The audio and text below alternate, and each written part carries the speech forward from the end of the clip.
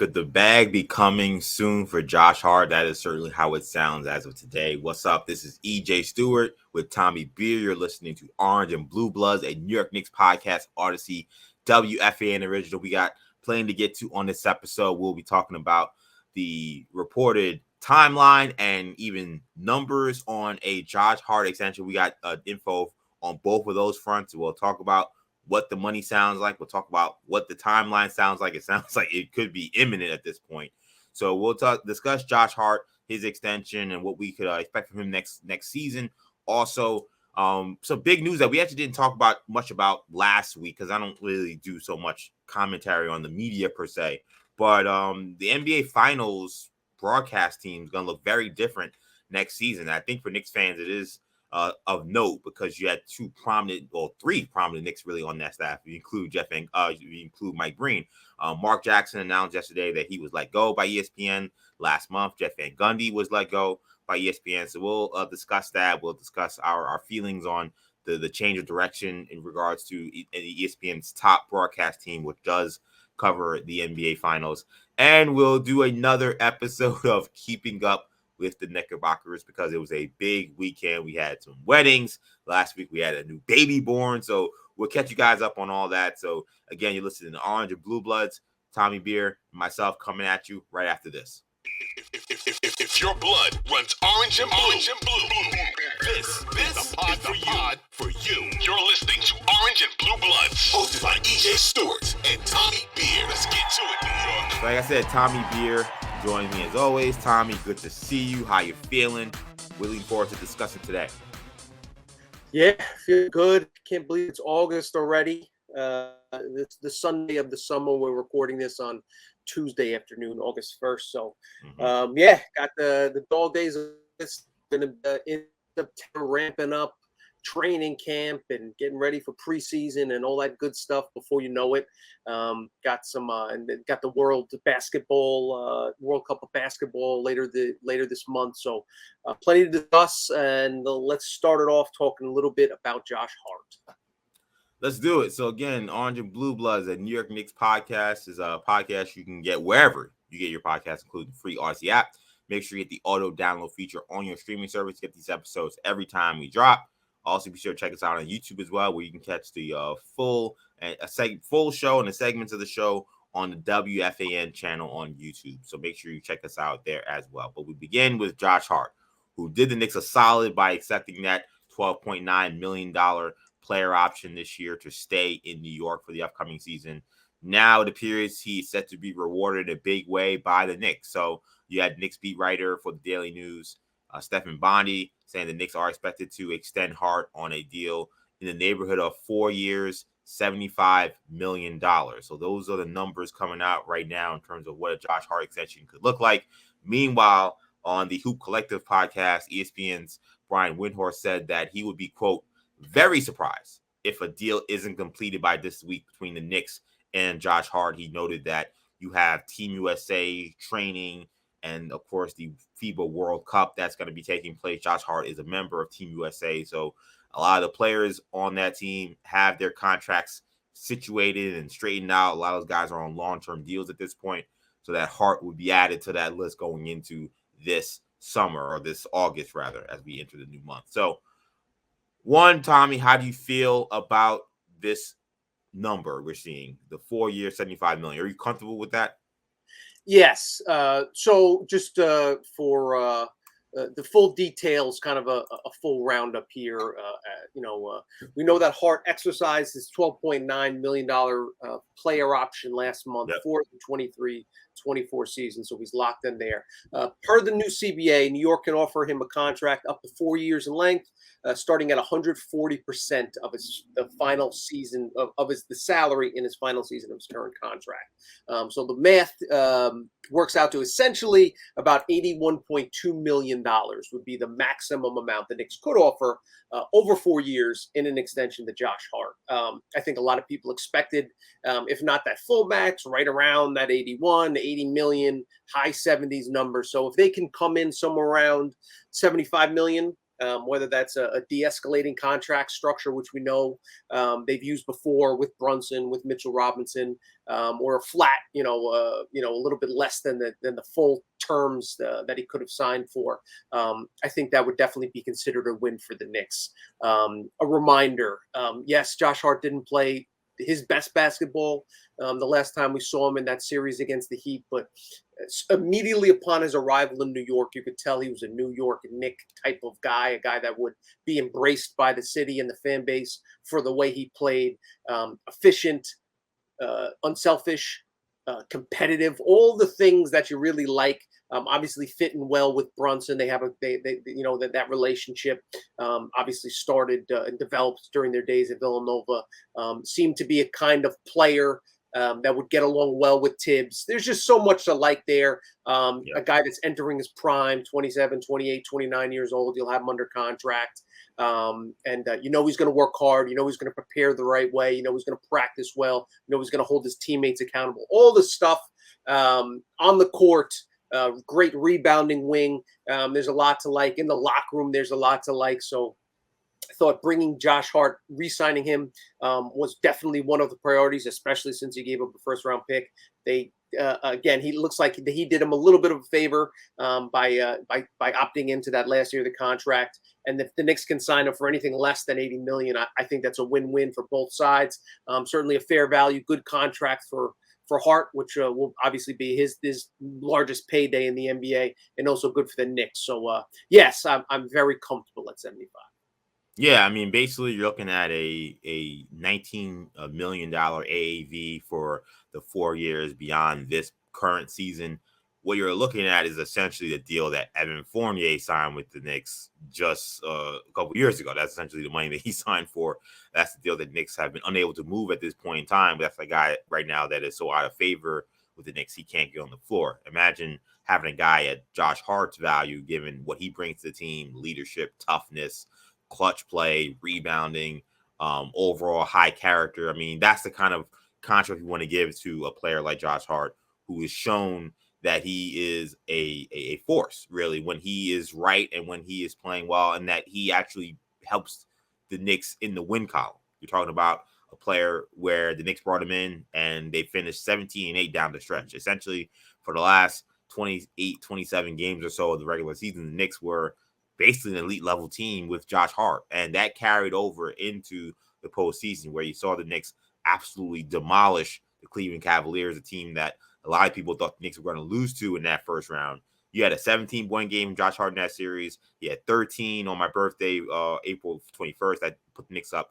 2-1 in that series. The 3-1 game that put the Knicks up 3-1 in game 4. He had 19 points and 7 rebounds. He was outstanding in that series. He also took the brunt of guarding his good buddy Donovan Mitchell for a large portion of that series as well. So you're also getting a two-way player in Josh Hart. So $19 million over 4 years. That's something I don't think that anybody really can be too upset about for what he brought to the table. I know that didn't necessarily play that great against the Heat, but really, if you even look at the game log for that series, it really was 2 really bad games. It was game 4 and game 5 where he had 4 points and 2 points and really wasn't a factor. But he had 2 double-doubles in that series. He had 14-11 in game 2, 15 and 12 in game 3. He had 11 points and actually had the bucket that put the Knicks, just behind, just one bucket behind them when Brunson ended up turning the ball over. So he had 11 points in that game. That was a deciding game. The Knicks obviously lost, but he played well in that one. I think the important thing for Hart is to continue to bring what he brings on the defensive end, continue what he brings in terms of energy and effort. I think what I want to see from him next season is the consistent 3 ball that we saw for a large portion of last season. I mean, when he played in those games for the Knicks, he shot the ball extremely well. He wasn't shooting the ball well when he got to New York. He was struggling in Portland. I think really the kind of the seesaw kind of swing on as to how well this Josh Hart deal will be if Josh Hart can turn into a reliable shooter. And if you're talking about him playing this backup power forward role, as we've seen with how Obi Toppin was used, that means you're going to be standing in the corner a lot. What you can't have what you saw in that Miami series late, where he's hesitant to shoot, or he doesn't want to shoot, or when he does shoot, he's not shooting with any confidence. He's shooting air balls. That can't happen. So I'm happy. I like what I'm hearing. I hope they can get this deal done. But I think for Josh Hart, in order to really live up to that contract, he's got to be a reliable 3-point shooter as a stretch four.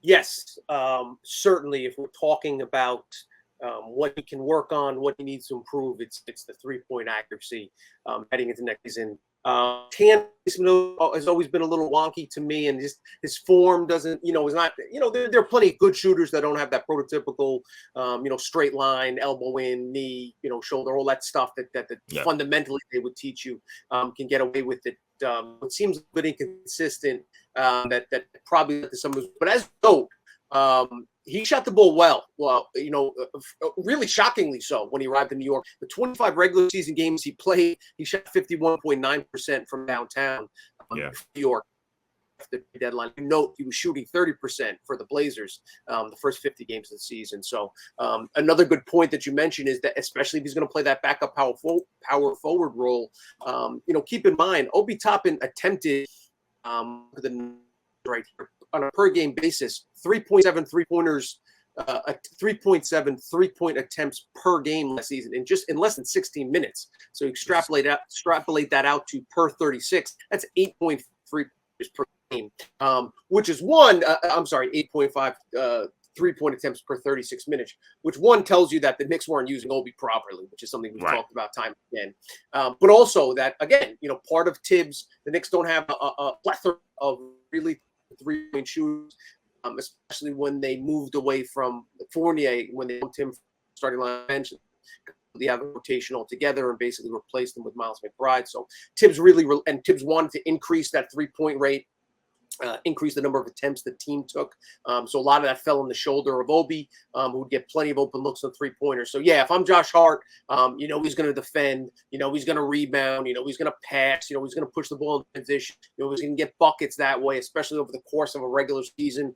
Teams can kind of game plan against him like Spo and the Heat did. But yeah, the thing that you'd love to see Josh Hart do is if he could become a 37% 3-point shooter from the corner, like a league average 30%. Knicks line up right now. Make most of his open 3 balls, and he's going to get a lot of them. The long runs, a mid-range assassin, playing alongside Randall, who can obviously, score at will. And then, Mitchell Robinson's going to kind of collapse the defense into the middle of the floor. And, even when he's on the second unit, when Hart's playing with IQ and the rest of the gang, he's going to get plenty of opportunities to score. Obviously, we know Isaiah Hartenstein's a good distributor from that high post. So if Hart knocked down those corner 3 balls, off kickouts, those catch and shoot open 3-pointers consistently, that's really going to unlock his game, take his game and the Knicks to that next level. Yeah, I mean, we could say what we want about Obi Toppin and his usage, and we agree that he was not used properly. But I mean, that's 3-point volume that the Knicks are going to have to replace somewhere. I mean, Obi shot the ball at a pretty much a league average at that volume. If you don't have those shots being made, you either got to make up for it with another guy taking those shots, or maybe distributing more threes across the board, or a player who's going to be dominant from 2-point range to make up for those points that you're missing with Obi Toppin from 3. I don't know if I want Josh Hart. Well, I don't know if I'll say this. I don't think I want Josh Hart shooting, almost 4 3-pointers a game in 15 minutes and averaging 8 3-pointers per 36. Like that I think is not the usage that you'd want. But I expect, the 2 threes he averaged for the Knicks last year, I expect that to go up a little bit. I expect it to probably go up to 4 over the 25 to 30 minutes that he plays. And he's got to shoot the ball well. He said, I think I would live with 37, 38%. 50% seems still crazy. He shot that well, considering how poorly he was shooting in Portland. Maybe some of it was just, happiness of being out of Portland, happy to be in New York, a place where he thought that he could sign long-term. And maybe he wasn't pressing as much. He did not look at 50% 3-point shooter in the playoffs for sure. Yeah, I mean, it is worth noting that that was only 2 attempts per game. Let me see the total. Right. I have it here. Look up Obi rather. So regular season total. Yeah, so it was 27 to 52. So it was 50% on only 52 attempts, which is something to keep in mind. And another thing on the contract number that I meant to mention earlier, and you mentioned $19 million a year is similar to Fournier, et cetera. But the one thing we do want to mention, and what EJ and I will continue to mention it going forward, is not to get stuck on the specific average annual value. In other words, the salary per season, but percentage of salary cap. Right. That's kind of the more important number. Even the folks, Jaylen Brown talking about, yes, it's an insane number, but when you look at it as a percentage of salary cap, again, the salary cap is going to be about 15 million higher than this year than it was last year. It's going to go up another 15 million or so. They project the year after that. Whereas a player making 20 million was around, 20% of the cap or 18% of the cap. A player making 20 million going forward, that'll be around 15, 14% of the cap. As it gets closer to that 150 million, up all the way up to 175 million by the time the salary, which is one of the reasons why Randall and Brunson's contracts are so incredibly valuable. Not only are they out the top 50 in total contract, but in terms total salary, percentage of salary cap. Again, another one of those kind of sweet spot contract numbers where they're not going to cripple you long-term going forward, even if the guy doesn't pan out well. And just as importantly, they're those pieces that can be cobbled together in a trade for the superstar, the Embiids, the Giannis's, et cetera, whatever guy that the Knicks want to throw all their chips in the middle of the table of. Obviously you want to keep a guy like Hart around if you're competing short, etc. But just have those valuable, relatively team-friendly, and mid-range, moderate, not max number, not mid-level exception, kind of somewhere in between. Those numbers are helpful in trades. Absolutely, and I also think when we look at $19 million, and we'll see what the value is it increases and decreasing. We'll find that out, I guess, over the next week, apparently, because that's what Windhorst's saying, that this could be done by the end of the week. By the time you get towards the last few years of that contract, his number could look something close to what like the mid-level exception is at that point in time, with the salary cap continuing to rise. So imagine in year 4 of this deal, year 3 of this deal. Because remember, you got this one full year this year at 13 million. Then before this next contract even kicks in, we could be talking about Josh Hart, a guy who's still a valuable member of the Knicks, essentially playing on a mid-level kind of deal for what the NBA salary situation will be at that point in time.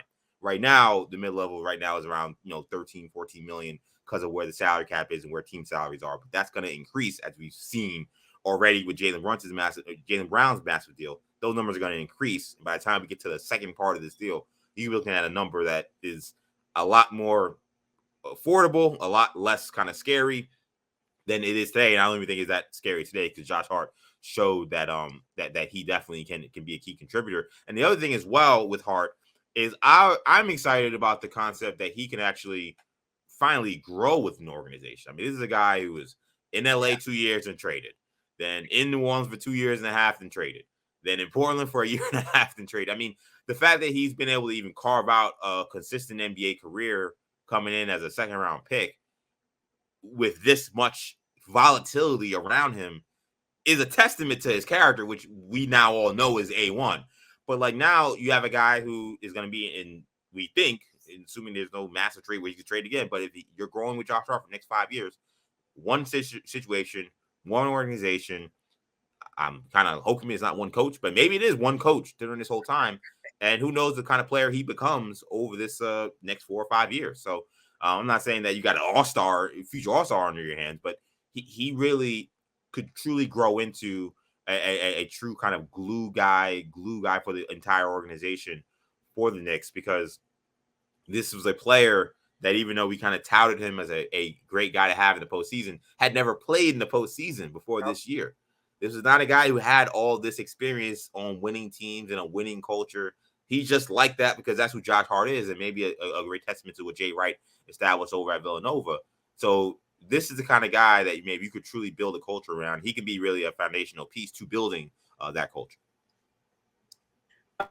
Something that we talked about, since he arrived, and probably the highest compliment we can pay a player on the current Knicks is Hart would fit in really well alongside those 90s Knicks, the Ewing, the Mason, the Oakley, the X-Man, the Starks, like those type of guys. He's that type of mentality, that type of dog, that type of competitiveness, all that other stuff. And those are the type of players you feel comfortable investing in because you feel They're not going to buy into the nightlife, and he's just all that other stuff that can kind of trip you up as an athlete in New York. Hart seems really level-headed and just a player that obviously prioritized trading for him, and we'll see once the contract gets done and they put pen to paper, keeping him as it's pretty clear. Obviously, they view him and Brunson, and we'll see how and Randall, see how it all turns out, and then we'll kind of quickly Grimes and the other guys fit in. But kind of those kind of linchpins, they're foundational pieces, and those are good guys to start. Again, success in college, national championship, and we've already seen their first few months in New York, leading New York, arguably its most successful season this millennium. So let's hope that the Hart and the Knicks get everything squared away sooner rather than later. It sounds like it's only a matter of time. It sounds like Hart will be in a Knicks uniform for the foreseeable future. Yep. And when Hart signs that deal, of course, we'll have plenty of reaction on the podcast for when that deal gets done. So shifting gears here when it comes to next year's presentation of the NBA Finals, which we all hope the Knicks will be a part of. I don't know how likely that is, but hey, you got a dream, right? So that presentation is going to look very different. In fact, it's not going to be as maybe familiar or homey to Knicks fans, because former Knicks point guard Mark Jackson announced on Monday that he was informed by ESPN that he was being let go by the network.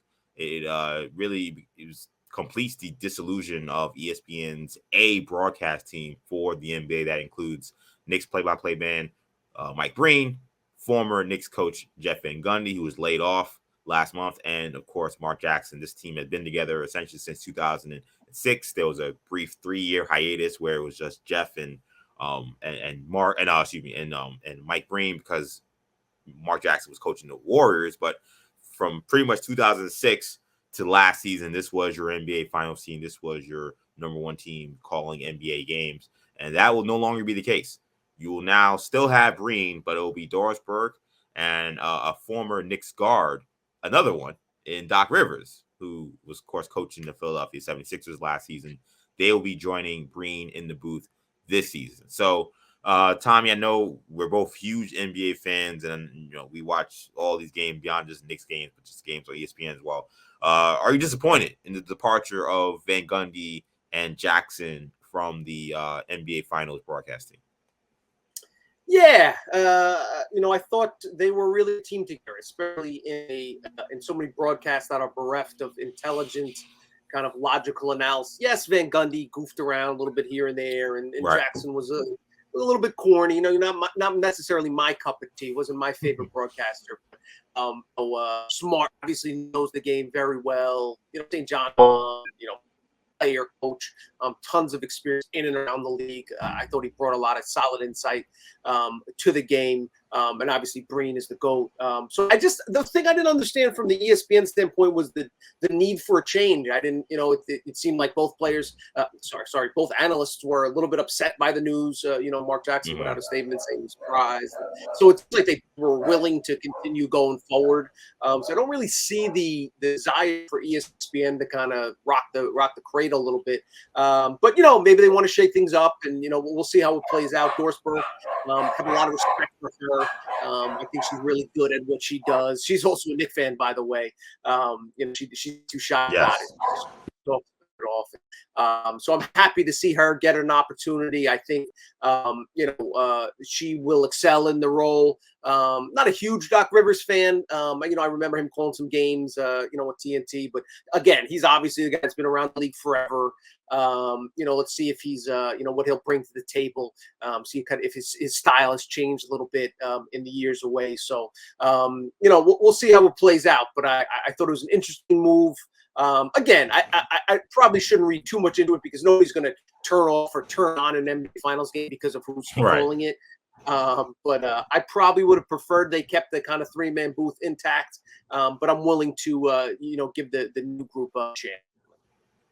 Yeah, I mean, I started as someone who really didn't enjoy Van Gundy and Jackson together. I thought in their early days they goofed around too much, and I thought sometimes they took away from the game that was actually happening.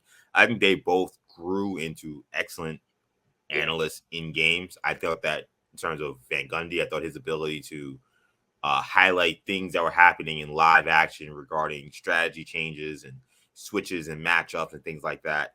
And the kind of back and forth between guys who were both former head coaches about what you would do here and how you would do this, I thought brought a lot to the broadcast.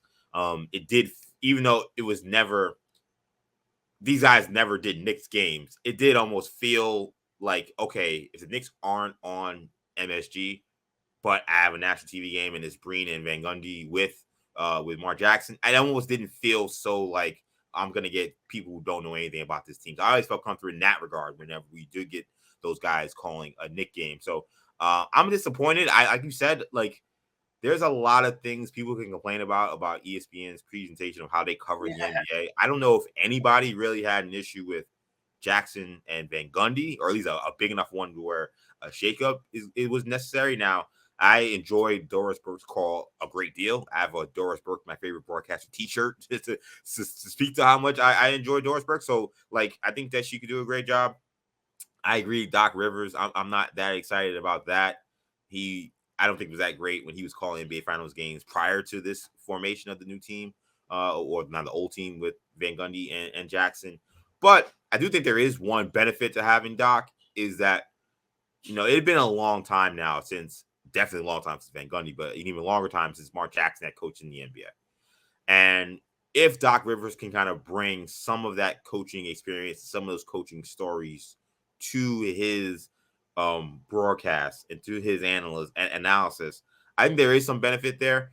I don't think he did a great job of it the last time he was calling games, but like, that's something that maybe ESPN could have told him, hey, listen, like, your great advantage that you were coaching in the playoffs literally last season. You coach against some of the best players in this league. You game plan against them. So you need to bring that expertise to the broadcast. And I think that does have value. Now, can they have chemistry? I don't know. Apparently, according to Marchand, Doc Rivers is actually really good friends with Mike Breen, I guess because of the time in the past when they've worked together at ABC. So maybe there's a benefit there. But yeah, it just felt like, again, of the things that we can complain about how ESPN covers the NBA, I don't know why they thought this was something that had to be changed. Yeah, I mean, you and I are both on the same page in terms of, I just hope that it's not a sign that they're, I think, unfortunately, we're in the minority of people that want to learn about what we're watching and not just strictly be entertained or hot takes or, and there's plenty of that out there on ESPN. And yes, again, the memes about Van Gundy, talk of alien, yada, yada, yada. But I think that was more in bloods. Like, when there were good games, like, again, you point out, Van Gundy would highlight defensive adjustments, schematics. Jackson would chime in on how to slow down a guy that's really hot, etc. When they locked in at important times, 2016 finals with LeBron James and all the other great finals, some of the series that they've had, they were great when they were at their best, and the games provide them to kind of be at their best. Hopefully, both of us would prefer more seriousness, more analytical approach. Not so much the joking around and there's always a time and a place for it. But there's just so many informed, intelligent analysts out there. Maybe JJ Redick gets more time. Maybe Tim Legler gets some opportunities. Those are the type of guys that I would like to see, as opposed to kind of the hot take artists that populate the worlds of ESPN, TNT, etc. Yeah, and the other thing I thought that I hope doesn't get lost with the new team is I thought that Van Gundy especially, but also Mark Jackson to a certain degree too, also did a great job of like borderline hammering like star players when they're not doing the right thing, whether it's getting bad technical fouls, whether it's not playing with enough effort, whether it's taking poor shots. Like, Van Gundy was never shy to be like, that is not championship level effort. Or Mark Jackson, his famous line, you got to be better. How many times have you heard him say that over the course of the last 14 years? And that is just not commentary. I don't think we get that from any other national team. I mean, I'm trying to think of other analysts that we kind of see that consistently. I feel like there's sometimes very much a lot of patty cake with the stars when these national games are on that you don't get with Van Gundy and Jackson. Of course, they also do a great job of hammering the rest when they need to be hammered too. I don't know how many times Van Gundy would just say, that's just an awful call. How do you do that? Some people didn't like that. I enjoyed it because I'm someone that's if you listen to this podcast for anything more than, especially during the regular season, anything more than a couple episodes, you'll know I get on refs all the time. I've enjoyed having an analyst live say, hey, this is not the right call, or this is a poor call here, or I wouldn't have called that. Like, I hope, because that hasn't really been Doris's style, even though I enjoy Doris's work. I don't know what Doc Rivers is an analyst at this point in his career. I hope that doesn't get lost. Like, I don't for guys kind of get left the hook. Like, I loved when Jeff Van Gundy did Knicks games. I knew if Julius Randle was lollygagging, the whole world was going to be told. And every time it was. And that's what I think a lot of people were refreshed by when you got to hear Van Gundy on the call, because it's not even something you really hear on MSG, because, you know, any network owned by Dolan is not going to crush their own players. Like, I hope we don't lose that completely with the new team. That's the one thing, you know, a lot of these guys, when they usually it's studio work, you know, Tibbs, for instance, did like a few months of ESPN studio work and plenty of other coaches. But they kind of a one station, you know, they'll take a year off, do this, and then get the next job, whatever. They're often very hesitant to criticize players, coaches, organizations, other, you know, those type of things, because they don't want to burn when the next job might be, and you don't want to, you know, somebody to a viral clip of you, you know, calling somebody out, and then, you know, yada yada yada. So we'll see if Doc Rivers is committed to being a broadcaster as opposed to doing this for a year or two. I think a lot more honest, a lot more forthcoming, a lot more critical at the right times. And for all the praise we give to Van Gundy, he was way too soft on coaches. You know, that never knocked them. Very rarely knocked them for poor adjustments, etc. Mark Jackson was the same. So we'll see if Doc Rivers a little bit more, you know, is plays it a little bit tougher. So you know, that's one thing we'll keep an eye on. Yeah, when I thought about you know, in the NFL, Sean Payton's comments, the head coach of the Denver Broncos, against the current offensive coordinator and former head coach, the first thing I thought about was like, man, like the way Jeff Van Gundy talks about the coaching fraternity, clearly Sean Payton has none of that in his ideas in terms of how he was talking about the Jets' current OC. But then the last thing on this, I was thinking was, and I said this when Van Gundy was let go, and I don't know how much Dolan's got endless money, but I couldn't help but wonder if there is an opportunity here for perhaps one or both of these men to end up being kind of the fill-in for Clyde Frazier, or maybe even the heir apparent to Clyde Frazier on the Knicks broadcast. Like, I think that many Knicks fans would love to have, you know, 60 to 65 games of Jeff Van Gundy calling Knicks games, or the same with Mark Jackson. Like, I know that with Van Gundy particularly, maybe there's a little bit of a smoothing out that would have to happen with their relationship. But I would think maybe, you know, depending on how the contracts are, I would love to see Van Gundy and Jackson get some chances to call some Knicks games, games that Clyde isn't doing. Clyde has talked a bunch about how he's still going to do this, but not for very long, and that, you know, you're going to see less and less of him on the road.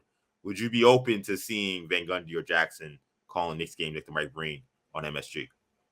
I'd love to see Van Gundy kind of, you know, alternate or tag team with, you know, maybe Van Gundy gets the road games, Clyde gets the home games, maybe some three-man booths when they're in the city, you know, that type of thing. Right, Clyde's eventually going to start transitioning, taking, you know, fewer. They don't really have a second guy as replacement. You know, Han does it sometimes, Wally does it sometimes.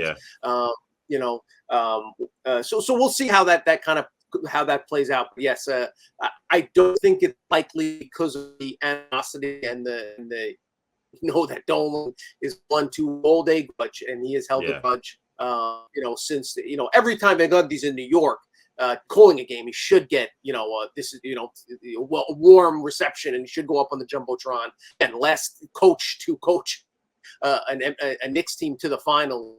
You know, his success in New York, you know, he's won more playoff games in his last 3 or 4 years in with the Knicks than the Knicks have won in the 23 years since he left. You know, a lot of it stems from, you know, the way Van Gundy left, 19 games into a season, yada, yada, yada. But it seems like that kind of icy relationship is thawed a little bit. We'll see if it's thawed to the point.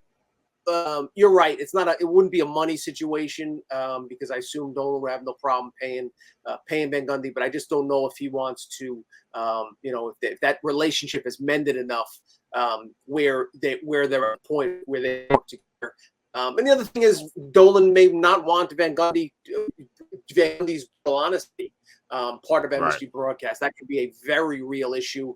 Van Gundy may not, have to, if they're having a conversation, hey, tone down a little bit, and then say, I don't feel comfortable doing that. So there's it's probably unlikely, I'd say. There's also been some rumors that Van Gundy wants to get back into coaching, whether that's on the assistant level for a year or two, or, maybe I could see Gundy coach high school for a little while.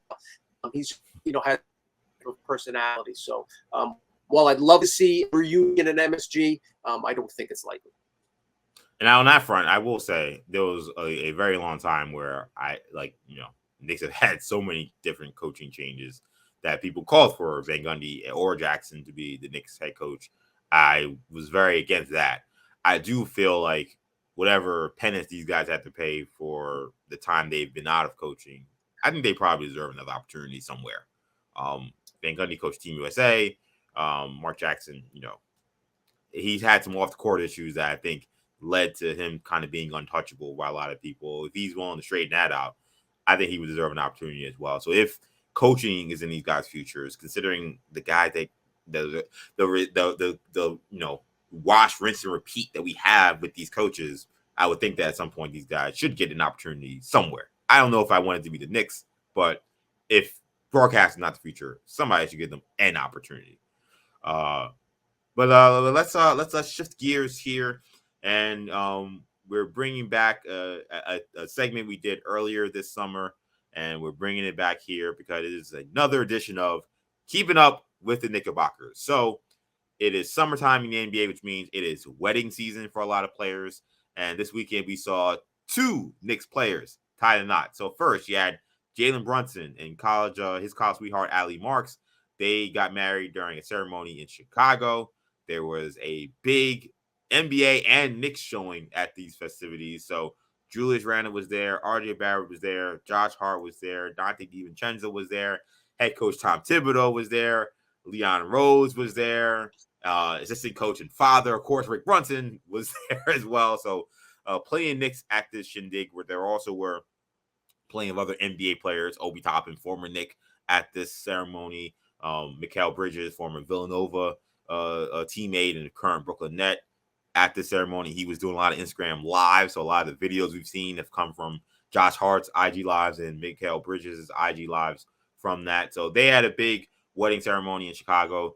Meanwhile, on the West Coast, you had Isaiah Hartenstein getting married to his girlfriend, Courtney Keller, in California.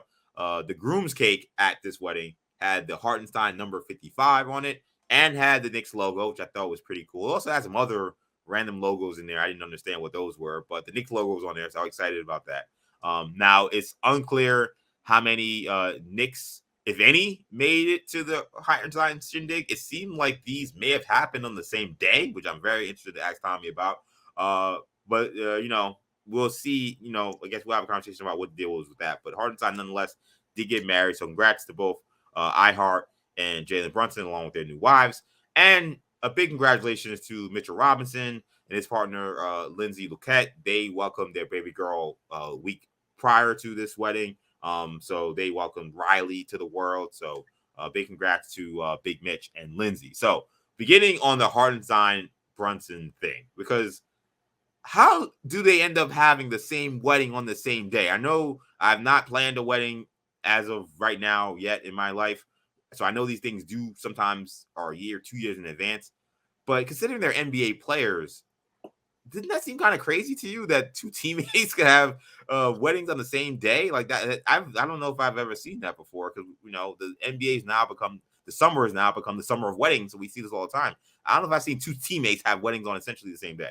Definitely, odds are against it. And the funny thing is, I'm sure that they planned it when Brunson was a Maverick. And that's a good point. I didn't even think about that. And the other thing that Brunson actually, his wedding was planned for later the month, the very end of August, but he had to push it up a month because of the Team USA commitments. Right. Once he got chosen for Team USA, they had to rearrange it.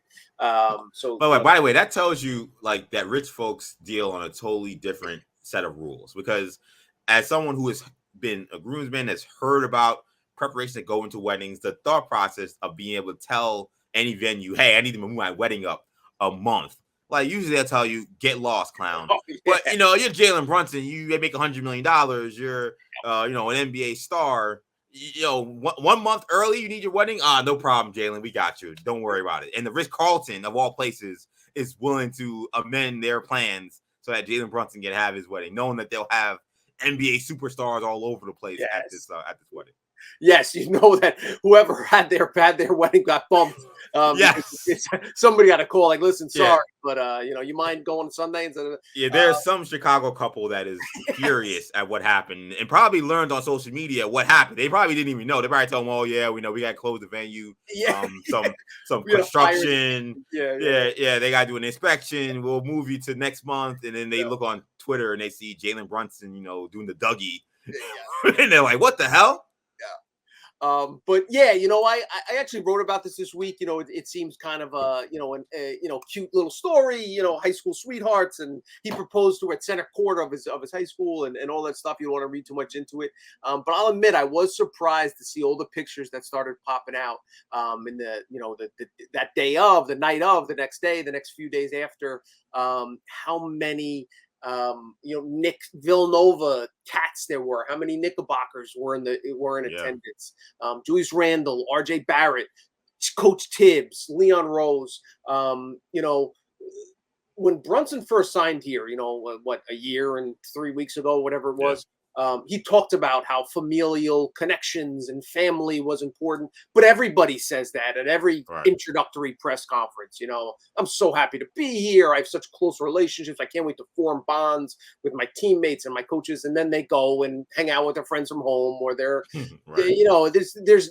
really, or like what we've seen with Donovan Mitchell, being traded to the Cavs, being like, oh, I'm happy to be here, excited for the future. As soon as that season was over, man, he was in New York. Pretty much, he's still here. Probably, I haven't seen him step foot in Ohio since that season ended. Totally. Just as he was, with Utah. I'm sure he loved his time, in Salt Lake City. But as soon as he had an opportunity, spending time in New York City. So, it's rare. You're around the league a long time to see that many teammates and especially like the GM and the coach, and then again, a lot of this has to do with Tibbs rebounding for a 12-year-old Jalen Brunson at the Garden at 4 p.m. a night of a game, and showing him step throughs and boxing out and fundamental stuff like that. And Tibbs going to watch him play high school games. There's obviously a close connection between his father and the coach and all that stuff. So a lot of it, you hear his lip service, but there is no doubt a really, really close bond between this organization and this player. And there are a lot of reasons to be optimistic if you're a Knick fan, primarily because you have a great point guard who's talented at basketball. But, a little bit icing on the cake. Another reason to be a little bit optimistic, another reason to be a little bit confident is there's a lot of it's just human nature. You work better when you like the people you work with, whether that's an insurance office, whether that's at the post office. If you get along with and spend time with, and obviously a wedding, there's only so many people you can invite. You choose to invite those people and to spend that evening with you and your wife. I think says a lot about about the relationships there. Yeah, I mean, in some ways, it feels like Leon Rose is, Dom Toretto from the Fast and Furious franchise. It's all about family. I mean, the Knicks, you get the feeling, are a real family first kind of organization. Now, there may be some downsides that come to that, because perhaps maybe there's too much coddling to the Tibbses and the Randalls of the world. But I do think what comes from that is a true level of chemistry, a true all for one for all attitude. And seeing the Knick turnout at the Brunson wedding I already knew this, but it really kind of solidified, like, wow, this is the franchise player for the New York Knicks. Like, all these, not only did he invite all these Knicks, but all these Knicks knew they had to be there, because there was another option. There was another option to do something else that weekend. Another teammate had a wedding. They could have gone in. They could have gone to California. I'll be honest, I'd probably rather be, that was a beachside wedding. I probably would have preferred to have been at the Hartenstein wedding just from the locale than in the middle of Chicago, in the middle of the city, in the Ritz-Carlton. But they all knew that they also had to be at this wedding. Rose knew, West knew, Tibbs knew, like everybody knew, all the players knew. So like I think that says a lot too. That Jalen Brunson really is the center of the Knicks orbit at this point in time, and considering again where we were last summer, unsure of how this was going to go, it tells you what difference a year could make with Brunson. So it was kind of wild. You see all these NBA players there. You can't help but wonder, hey, is there any recruiting going on? We've heard the stories of Chris Paul wedding toast where he's talking about playing in New York and various different things. I kind of wonder, hey, all that Knick brass there, plenty of good players there. I see Mikal Bridges there. I see plenty of other guys there. I wonder if there could have been some recruiting being done on there, but it seemed like a good time. I do feel bad. I mean, I don't know if there were other Knick people there. I feel bad that Hart had nobody, it seemed like, at his wedding. Of course, he has his family and his friends, and that's what's most important. But I would have liked to have seen somebody maybe do the doubleheader. Somebody say, you know what, I'm gonna go to this one and then I'm gonna fly out, early. I'm gonna go see Jalen before the wedding and then fly out to go to Hart. I would have liked to have seen something like that, but it just might not have been possible given the situation. How were you surprised at how? I was a little surprised at how interested people were as to like who made it or didn't make it to Jalen's wedding, because there was so much conversation, because it seemed like the Julius Randle picks were the last picks to come out, and everybody's saying, "Ooh, yeah, Julius Randle wasn't at the wedding. He didn't make it to the wedding." What does that say? And it's crazy because I feel like we went through the same thing, not necessarily us meaning Knicks fans, but with James Harden last week, a couple weeks ago, with Joel Embiid's wedding. It appears that he wasn't at that wedding, and everybody made this whole deal about it. As someone who has not made it to certain weddings because of other obligations, my thing is like, these other NBA players, you don't know if they could be vacationing in the Alps, they could be in Thailand. Like, you don't know why they couldn't make it to a wedding. Like, I just wasn't gonna go crazy if Julius Randle wasn't at this thing, but it seemed like Knicks fans were ready to jump out the window if that was indeed the case. Yeah, very good point. And to your point, there's a million reasons why guys have things planned, especially because this wedding was bumped up a month at time, so they probably had to save the date for August whatever, and then they had to get changed. But and there was a lot of yets. I've noticed there's been a lot of yets in terms of your wedding planning, and I haven't planned a wedding. I picked up on that, EJ. So I'm sure you get. I really hope Andre's not listening to this. You might be getting some pressure, but you'll see, like, when knock on wood, everything goes well, yada yada yada. I think it's planning a wedding is such a kind of taxing and emotional experience, and you gotta invite your wife's family and your future wife's family and her friends, and how do you balance that, and what's the max number of people that this place can accommodate. We got married at the Green Building, and actually just shut down in Brooklyn. The reason we picked that spot was because it was pet friendly. My dog, nice. He's may he rest in peace, Tucker, man. That's his picture right there. Oh, nice. Was one of the groomsmen. Was in a tux and walking around the wedding. That's awesome. But yeah, because of certain stuff, like because of the options we had, I think it was like 120 people we could have. So you got to narrow it down, and it's something you got to create tables. And I think it's just kind of an interesting. I think other people are interested in other people planning their wedding because it's something they've been through. It's kind of a common talking point. Absolutely. And then on the advice part with Mitchell Robinson, who is now a new dad. Any advice to Mitch? We saw during the regular season, Mitch kind of had a little bit of a freak out, and he kind of leaned on the fact that, hey, I'm about to be a new dad, and that's one of the reasons why I'm having a lot of stress. Any advice to Mitch and the other maybe new dads out there who could be listening? And of course, a big congratulations once again to Mitchell Robinson. Man, good question. Yes, congrats to Mitch. And I will say I understand him being a little stressed out. It is especially a first child, and you're just kind of dealing with everything that comes with it. As far as advice, I give one kind of big picture advice is I would just invest as much time as possible with your, especially when you're young. My daughter's about to turn 8 in 2 weeks, so I have a 7-year-old and a 4-year-old. Awesome. They are kind of the center of my world. People ask me what I do. I'm a journalist, yes, but I say, like, interview job for the past few years or whatever. Like, I let people know up front, like, yes, I'll work as hard as I can, but like, make no mistake, my priority is being a father and being a husband. Right. And that's, so like the other stuff I do for work and to pay the bills is like my job, but like I am a father. That's kind of, the most important thing to me.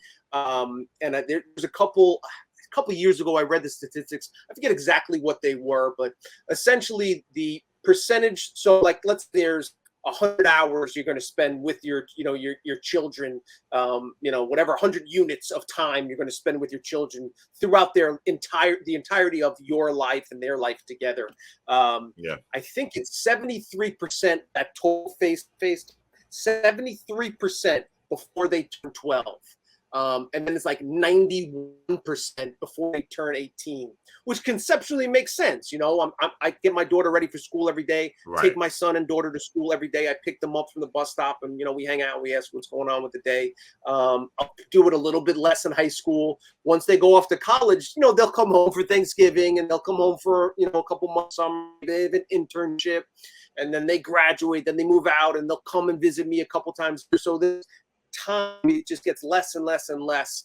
So I think while you have the opportunity, and again, it's not as easy for everybody. I'm very blessed. My wife's a teacher, which allows me to, I'm under her health insurance plan, which allows me to take, jobs that are flexible and, in regards to that.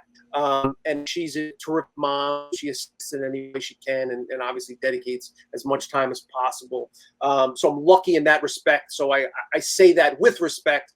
I understand it's not an option for everybody to work from home or create opportunities to spend time with your kids. But I will just say, as others have said, the minute you retire or get fired, they're gonna have somebody in your chair, in your desk, 15 minutes later. The only people that are going to remember that you worked extra 2 hours every day at work or went in on every Saturday is your kids when they don't see you and they don't, you don't show up to practice. Your boss isn't going to remember. He's not going to care, 5 minutes after you retire, let alone 5 years. So I say that as just kind of big picture stuff, just to kind of prioritize that aspect of life. And then one other, I was talking about this with my wife recently, actually. A friend of mine just had a kid. The one thing I recommended was we created an email account. So my daughter's name is Emmy. It's Emmy Marilyn Beer at gmail.com. So it's her, so we created an email account for her. And from the moment we found out, that we decided on her name and that we, found out it was going to be a girl, yada, yada, yada, we created that email account. And, and ever since then, so it's 8 years now, we've randomly sent emails to that email address. She doesn't even know she has it. She's never opened it. I've never looked in and sent the stuff I sent 5 years ago.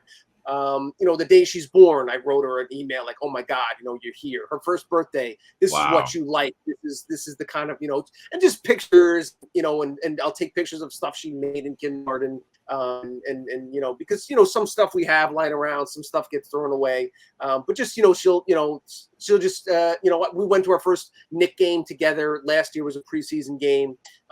She likes Ionescu, for the Liberty. Things that they're just things that I'll think of, or if I hear a quote, I'll send her that quote and just be like something to think about as you go there. And then maybe like on her 13th birthday or 16th, or when she goes to college or something. I don't even know when we're going to tell her to start reading this stuff. But when she gets older, I think she'll find it cool to just kind of have that ability to kind of reflect back on.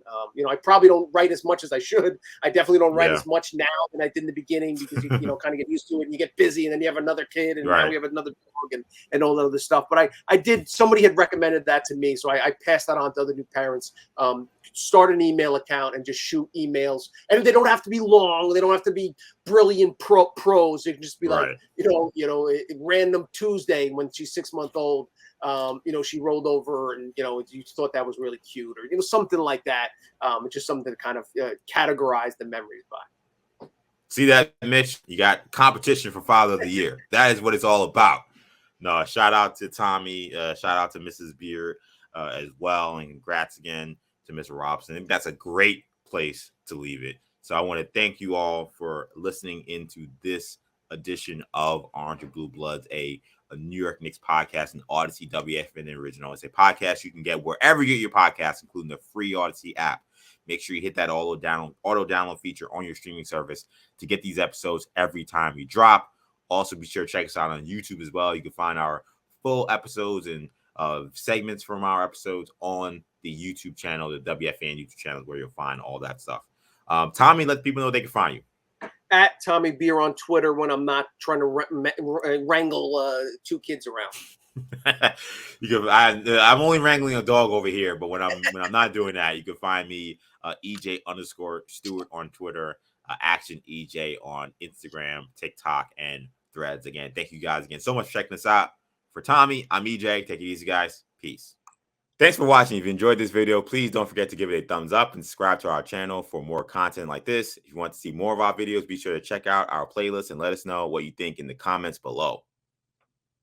Also, don't forget to follow us on social media to stay up to date on our latest podcast ventures. Links will be in the descriptions. And as always, thanks for watching, and we will see you in our next video.